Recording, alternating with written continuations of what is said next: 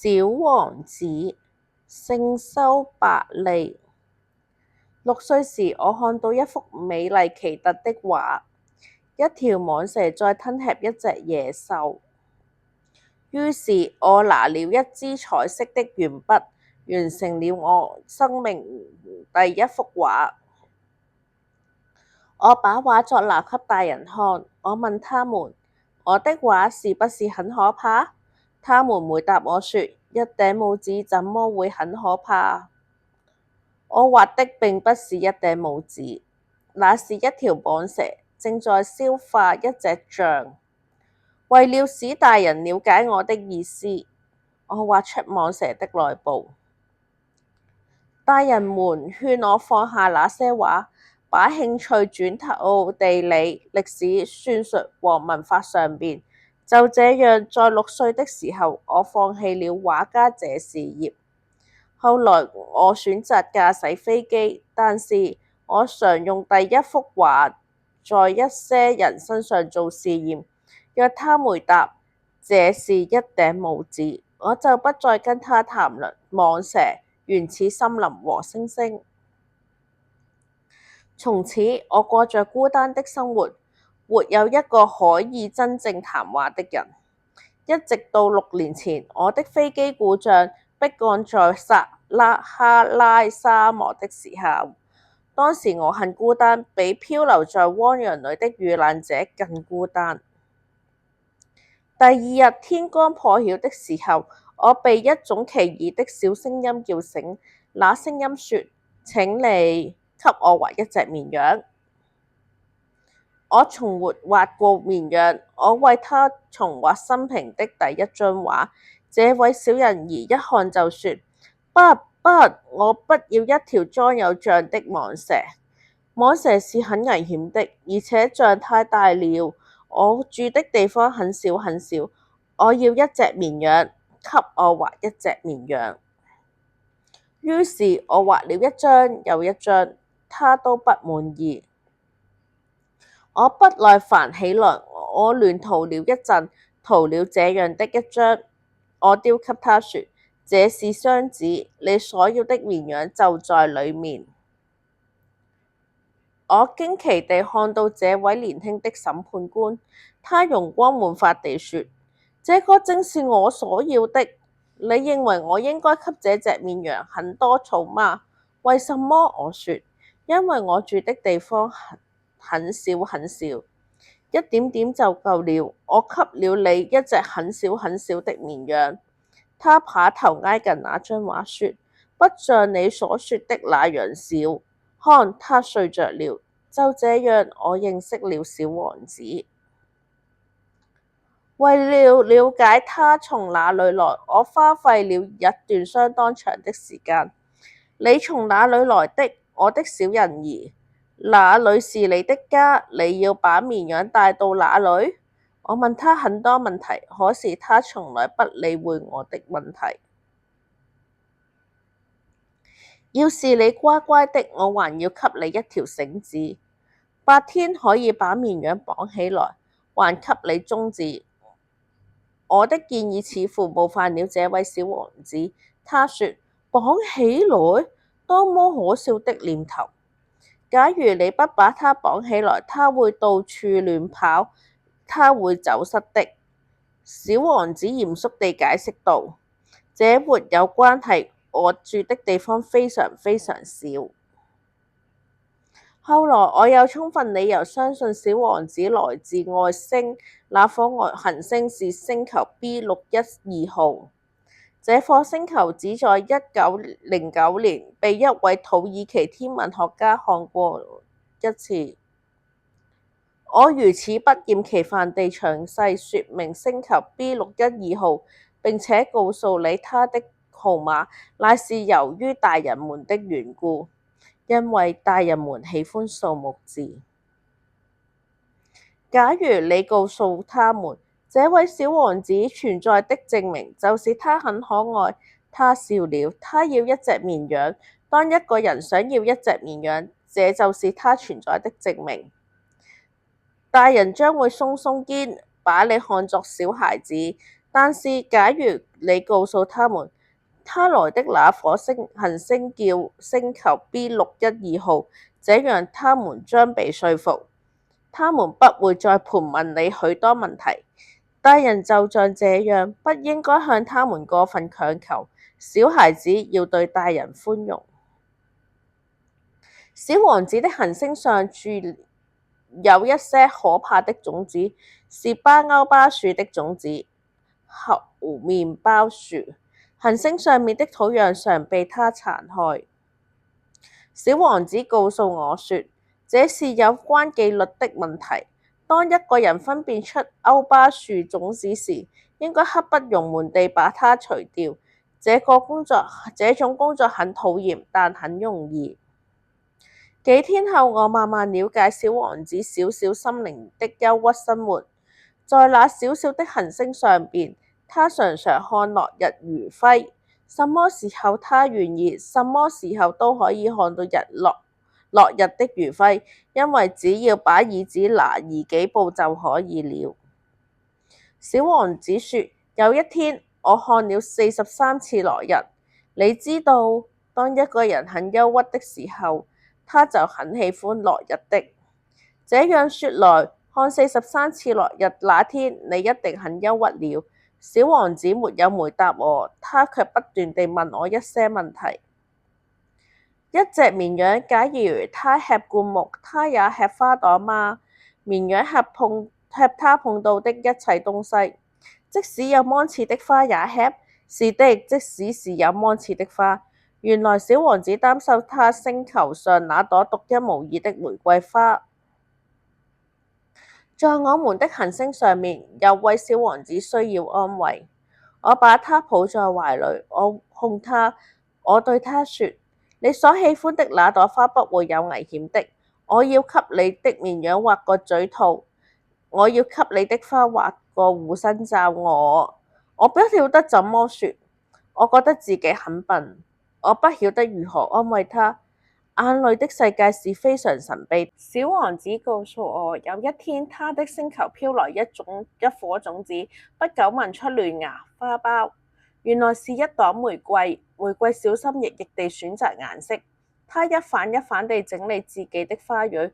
啊，是的，它艷麗極了。小王子一片好意地愛護它、照顧它，卻也無奈地生它的氣，因為他很在意他說的話。他變得抑鬱不樂，於是他決定去旅行。離開玫瑰花的小王子很後悔地述說着，當時我不懂得去了解他，我應該根據他的行為，而不是依據他的話語去判斷他。他使我充滿香氣，充滿光，我不應該逃走，我應該猜想得到他那些可憐的詭計後面蘊藏的溫柔。他是這樣的矛盾，但我當時太年輕了，我竟然不懂得愛他。小王子開始告訴我他的旅程，他到過星球第325號、第326號、第327號、第328號、第329號和第330號的地區。於是他開始訪問他們，他想在那裡找份工作，增廣見聞。第一顆星球上住了一位國王，那位國王穿一件滿身飾有黃鼠狼毛的汗紅色大禮袍，正襟危坐地在一張很簡單卻很威風的寶座上。這位國王認為全世界的人都是他的部下，他向每一個人發號施令。第二顆行星上面住了一位虛榮的人，虛榮者勸他說，請你鼓掌。小王子鼓起掌來，虛榮者掀起他的拇指，優雅地還禮。虛榮的人從來就只聽讚美的話。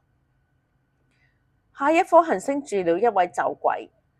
你在那裡幹什麼？我在喝酒。你為什麼喝酒？為了要忘掉。忘掉什麼？忘掉我的可恥。什麼可恥？喝酒的可恥。酒鬼說完他的話後，一言不發，像掉進沉默的深淵。小王子不知所措地走了。第四顆行星是實業的行星，這位先生很忙碌，以至於小王子到達的時候，他年頭也沒有抬起來看一下。5億01622731，原來他一直在數星星，而且自認為擁有一切的星星。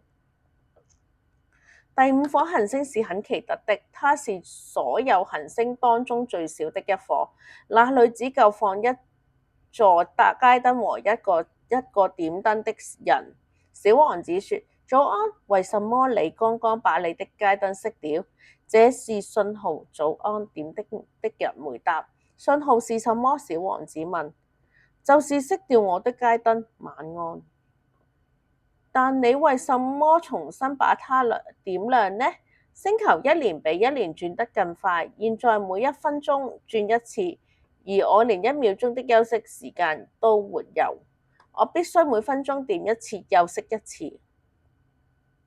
第6顆行星有剛才那顆行星的10倍大，上面住着了一位地理學家，他不斷地編寫很厚的書。他從來不旅行，他建議小王子去探訪地球。小王子旅行的第7顆行星就是地球。計算起來，地球上面有110位國王，當然那不要忘記黑人國王，有7000位地理學家，有90萬實業家，750萬酒鬼，3億1100萬好虛榮的人，這就是幾乎有20億的大人。小王子一掉到地球就驚奇，為什麼看不見半個人？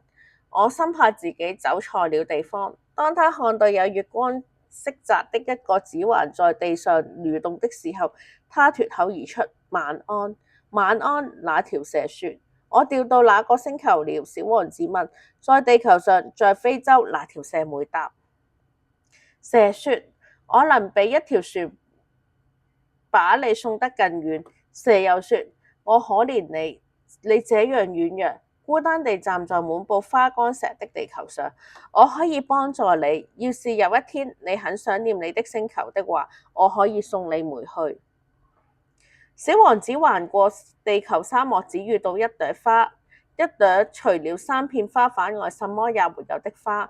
他也不知在哪裡可以找到人。後來小王子爬到一座很高的山上。早安，小王子說。早安，早安，有聲音回答。你是誰啊？小王子問。你是誰啊？你是誰啊？你是誰啊？那聲音在回答。做我的朋友吧，我很孤單。小王子又說。我很孤單，我很孤單，我很孤單。那聲音仍然重複回答。不久，小王子來到一座開滿玫瑰花的花園。他對自己說：我以前曾因為有一朵全宇宙唯一的花兒而自認為很富有，其實我有的只不過是花朵很平常的玫瑰。這並不能使我成為偉大的王子。於是小王子伏在草地上哭了。就在那個時候，出現了一隻狐狸。你好，狐狸說。你好，小王子很有禮貌地回答。來跟我玩吧，小王子向他建議，並且說。我很悲哀。狐狸說。我不能跟你玩，我還沒有被馴養。什麼叫馴養？狐狸說。馴養就是建立關係。狐狸說。對我來說，你只不過是個小孩，跟其他成千上萬的小孩沒有分別。我不需要你，你也不需要我。我對於你也只是不過一隻狐狸，跟成千上萬其他的狐狸一模一樣。但是假如你馴養我，我們就彼此互相需要。你對於我將是世界上的唯一，我對於你也是將是世界的唯一。狐狸又說。你看見那邊的麥田嗎？我並不吃麵包，麥子對我沒有什麼用處。那些麥田並不會使我想起什麼。但是你有金色的頭髮，於是當你馴養了我，那些金色的小麥將使我想起你。我將喜歡聽風吹過麥田的聲音。小王子馴養了那隻狐狸。當分離的時候接近時，狐狸說：我想哭。小王子說：馴養了又要分離，這樣說來，你一點好處也沒有得到。我得到了，狐狸說，因為那些小麥的顏色。狐狸又說：你先去看看那個玫瑰園，你將知道你行星上的玫瑰花是世界上唯一的。當你在回來向我道別時，我將告訴你一個秘密作為臨別贈言。當小王子將回到狐狸那裏，再見，狐狸說。再見，小王子說。狐狸又說：我的秘密很簡單，只有用心靈，一個人才能看到很清楚真正的東西，不是用眼睛可以看得到的。離開狐狸，來到火車站，看到匆匆忙忙的旅客，小王子說：這麼匆忙，他們到底在找什麼？看守人說：連火車司機也不曉得。看到一列火車過去，從相反的方向又有一列快車轟轟地過來。他們這麼快就回來了？小王子問。這不是同一列車，看守人說，這是對開的另一列快車。小王子問。他們不滿足於他們所在的地方？從來沒有人安於自己的地方，看守人回答。大人們常常不知道在尋找什麼，只有小孩子知道他們在找什麼。小王子說。小王子又說，小孩把時間花在布條縫成的洋娃娃上面，洋娃娃變得很重要。假如有人把他們的洋娃娃拿走，他們就會哭起來。他們很幸福，看守人說。小王子來到下一站，他說午安。午安，商人回答。他是一位賣悶和口渴藥的商人，只要一周吞一顆藥丸，整個禮拜就不再需要喝水，因此可以省下時間。小王子對自己說：要是我有空閒的時間，我要從容容地向泉水走去。我的飛機在沙漠裏拋錨已經第8天了。我一邊聽小王子說完商人的故事，一邊喝完我帶來最後的一滴水。我對小王子說：啊，你的回憶真美，但是我還沒有修好我的飛機，而且我一點喝的水都沒有了。假如我也能夠從容地向一口泉水走去，我也將很幸福。小王子說：我也口渴，我們去找一口井吧。當我們一言不發地走了幾個小時後，夜幕低垂，星星開始閃爍。那些星星很美，因為有一朵花藏在那裏，而我們看不見。小王子說：是的，我告訴小王子，不管是房子、星星或沙漠，使它們美麗的是看不見的東西。我們在破曉時分發現了一口井。小王子說：你知道嗎？從我掉到地球上來，明天就是1週年了。沉默了一會兒，他又說：我就掉在這附近。小王子計劃回家，他坐在高高的牆上，他兩腿垂掛，我聽到他和蛇在對話。小王子說：我今天就要回家去了。不久，他輕輕地像棵樹般倒了下去，甚至一點聲音也沒有，因為他是倒在沙地上面的。和小王子邂逅到分別，距離現在已經6年了。我從沒有將這個故事告訴過別人。我知道得很清楚，小王子已回到他的行星，因為黎明時我沒有找到他的屍體。請你仔細的看以下這幅風景，以便真確地認出它。假如有一天你在非洲沙漠旅行，假如有一天你經過，我請你不要走得太匆忙，請你在星光底下稍待一會兒。假如那個時候有一位小孩走近你，假如他笑了，假如他有一頭金色的頭髮，假如有人問他，他不回答，你猜想得到他是誰？那個時候，請你做點好事，不要讓我太傷心，寫信告訴我說他又回來了。